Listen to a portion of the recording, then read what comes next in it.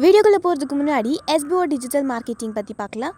And also this video sponsored by SBO digital marketing.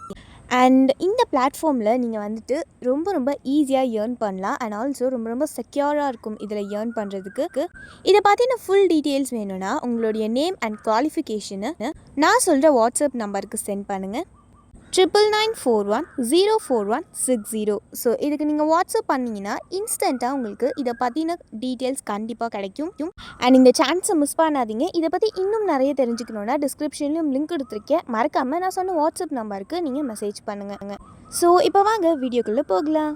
Skip பண்ணாதீங்க. பெரிய தப்பு. தினம் 300 ரூபாய் சம்பாதிக்க அரிய வாய்ப்பு. இன்ஸ்டாகிராம், ஃபேஸ்புக் பயன்படுத்த தெரிந்தால் போதும் content post and content publishing மூலமா தினம் 300 ரூபாய் சம்பாதிக்கலாம். இந்த வேலை செய்ய 5 நிமிடம் போதும். Work training support, group communication support, all language customer live chat support, முக்கியமா சொந்தமா ஒரு பிசினஸ் ஸ்டார்ட் பண்ற அளவுக்கு உங்களால கற்றுக்கொள்ளவும் முடியும், சம்பாதிக்கவும் முடியும். இந்த வேலை வாய்ப்பு வழங்குவது 5 வருடத்திற்கு மேல ரன் ஆகிட்டு இருக்க நம்ம தமிழ்நாட்டு company school of business organisation private limited. மேலும் விவரங்களுக்கு டிஸ்கிரிப்ஷன்ல கொடுத்திருக்க நம்பருக்கு வாட்ஸ்அப் பண்ணுங்க. இன்னைக்கு நம்ம பார்க்க போறது ஒரு ஹெல்தியான ராகி ரொட்டி. ராகிய இந்த மாதிரி ஹெல்தியாவும் அதே நேரத்துல ரொம்ப டேஸ்டாவும் செஞ்சு கொடுத்தீங்கன்னா குழந்தைங்கள இருந்து பெரியவங்க வரைக்கும் எல்லாருமே வேணும்னு கேட்டு வாங்கி சாப்பிடுவாங்க. இது பாத்தீங்கன்னா morning breakfast, evening snacks, night dinner அப்படின்னு எந்த நேரத்துல வேணாலும் சாப்பிடலாம். வாரத்துக்கு ஒரு முறையாவது கண்டிப்பா இந்த மாதிரி செஞ்சு கொடுங்க. ரொம்பவே நல்லது உடம்புக்கு. முதல்ல ஒரு பவுல்ல 2 கப் அளவுக்கு கேழ்வரகு மாவு எடுத்துக்கோங்க. கடையில வாங்கின பாக்கெட் மாவு தான் எடுத்திருக்கேன். இப்ப இது கூட ஒரு 1/2 ஸ்பூன் அளவுக்கு சீரகம் சேர்த்துக்கோங்க.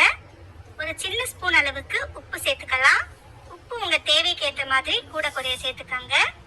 இப்ப இத ஒரு கரண்டி இல்லைன்னா விஸ்க் வச்சு உப்பு எல்லா பக்கமும் நல்லா பரவுற மாதிரி ஒரு முறை நல்லா கலந்து விட்டுக்கோங்க. அடுத்து 1 கப் அளவுக்கு பெரிய வெங்காயத்தை நீல வாக்குல மெலிசா நறுக்கி சேர்த்துக்காங்க. இது கூடவே ஒரு 2 பச்சை மிளகாய நல்லா பொடி பொடியா நறுக்கி சேர்த்துக்காங்க. ஒரு 1/2 ஸ்பூன் அளவுக்கு ரெட் சில்லி ஃபிளேக்ஸ் சேர்த்திருக்கேன். இருந்தா சேர்த்துக்காங்க, இல்லைன்னா கண்டிப்பா ஸ்கிப் பண்ணிக்கலாம். இன்னும் ஒரு பச்சை மிளகாய பொடியா நறுக்கி கூட சேர்த்துக்கலாம். அடுத்து நல்லா பொடி பொடியா நறுக்கிய இஞ்சி ஒரு சின்ன ஸ்பூன் அளவுக்கு சேர்த்துக்காங்க. இஞ்சி சேர்க்கும் போது நமக்கு நல்ல செரிமானத்துக்கு உதவும், அதுக்காகத்தான். அடுத்து ஒரு 1/4 கப் அளவுக்கு பொடியாய் நறுக்கிய கொத்தமல்லி சேர்த்துக்கோங்க. விருப்பம் இருந்தா நீங்க கருவேப்பிலை கூட சேர்த்துக்கலாம். அடுத்து ஊற வச்ச கடலைப்பருப்பு ஒரு 2 டேபிள் ஸ்பூன் அளவுக்கு சேர்த்துக்கோங்க. கடலைப்பருப்புக்கு பதிலா நீங்க வேர்க்கடலை, வறுத்த வேர்க்கடலை கூட நீங்க சேர்த்துக்கலாம். அடுத்து 1 கப் அளவுக்கு முருங்கைக்கீரைய நல்லா கிளீன் பண்ணிட்டு கழுவிட்டு அதுக்கப்புறமா சேர்த்திருக்கேன். முருங்கைக்கீரை இல்லாமலுமே நீங்க இதை செய்யலாம். ஆனா முருங்கைக்கீரை சேர்த்து செய்யும் போது இன்னுமே டேஸ்டாவும் ஹெல்தியாவும் இருக்கும், அதுக்காகத்தான். முருங்கைக்கீரைக்கு பதிலா வெந்தயக்கீரை, பசலைக்கீரைன்னு உங்களுக்கு விருப்பமான எந்த கீரை வேணாலும் சேர்த்துக்கலாம்.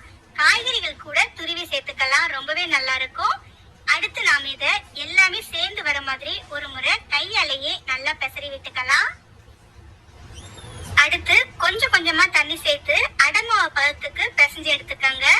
2 கப் கேழ்வரகு மாவு அப்படின்றதுனால உங்களுக்கு 1ல இருந்து 1.5 கப் வரைக்கும் தண்ணி தேவைப்படும். உங்க மாவுக்கு ஏத்த மாதிரி கொஞ்சமா தண்ணி சேர்த்து நல்லா பிசைஞ்சு எடுத்துக்கோங்க. இப்ப பாத்தீங்கன்னா ஓரளவுக்கு நல்லா பிசைஞ்சு எடுத்தாச்சு. மாவோட கன்சிஸ்டன்சி பாத்தீங்கன்னா இந்த அளவுக்கு இருக்கணும். ரொம்பவும் கெட்டியா இருந்துச்சுன்னா உங்களுக்கு அடையில வெடிப்பு வரும். அதனால அதுக்கு ஏத்த மாதிரி தண்ணி சேர்த்து பிசைஞ்சு எடுத்துக்கோங்க. அடுத்து நாம பிசைஞ்சு எடுத்த மாவை கொஞ்சம் பெரிய உருண்டையா உருட்டி ஒரு சின்ன எண்ணெய் தடவுன தட்டு இல்லைன்னா இந்த மாதிரி பட்டர் பேப்பர் இல்லைன்னா இலையில கூட கொஞ்சம் தடிமனா இந்த மாதிரி தட்டி எடுத்துக்கோங்க. அவ்வளவுதான், நாம அடைய தட்டி எடுத்தாச்சு. அடுத்து ஒரு சின்ன பேன் இல்லைன்னா தோசைக்கல் எடுத்துக்கோங்க. அதுல கொஞ்சமா எண்ணெய் சேர்த்துக்கலாம். எண்ணெய் லேசா சூடானதும் நாம தட்டி வச்ச அடைய அப்படியே சேர்த்து இப்ப நாம பேப்பரை மட்டும் வெளியே எடுத்துடலாம். இதுக்கு பதிலா நீங்க டைரக்டா பேன்லயே கூட கொஞ்சம் மெலிசா தட்டி எடுத்துக்கோங்க. அடுப்ப லோ ஃப்ளேம்ல வச்சு தட்டி எடுத்துக்கோங்க. அடுத்து இதுல லேசா மேல மட்டும் கொஞ்சமா எண்ணெய் சேர்த்துக்கோங்க. அடுப்ப மீடியம் லோ ஃப்ளேம்ல வச்சு வேக விடுங்க. அப்பதான் உள் பக்கமும் நல்லா வெந்து வரும். ஒரு பக்கம் லேசா சிவந்து நிறம் மாற ஆரம்பிச்சதுக்கு அப்புறமா அடுத்த பக்கம் திருப்பி விட்டுக்கோங்க.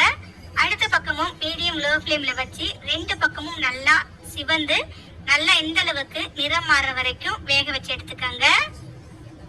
2 பக்கமும் இந்த அளவுக்கு வந்த உடனே இப்ப நாம இதை வெளியே எடுத்துடலாம். இதே மாதிரி எல்லா மாவையும் சின்ன சின்ன அடையா சுட்டு எடுத்துக்கோங்க. அவ்வளவுதான் ஃப்ரெண்ட்ஸ். இதை பாத்தீங்கன்னா தொட்டுக்க வேற எதுவுமே தேவைப்படாது. சுட சுட அப்படியே சாப்பிட்டாலும் சூப்பரா